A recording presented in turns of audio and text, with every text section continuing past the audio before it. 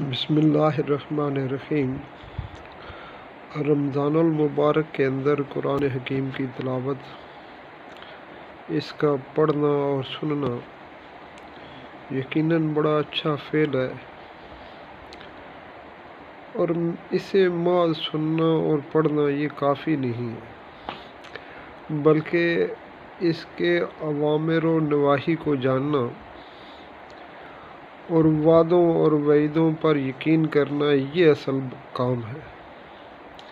لیکن ہم نے کم قسمتی سے صرف یہی سمجھ لیا ہے کہ اسے محض اس کی تکمیل پڑھ کے کی جائے، یا اسے حافظ صاحب سے جس سرت کے ساتھ وہ پڑھتے ہیں اس سے سنا جائے تو بس یہ کافی ہے۔ میرے بھائیوں، یہ کافی نہیں ہے، اسے اس ترتیب پر لانا ہے کہ ہمارا ایمان تازہ ہو جائے۔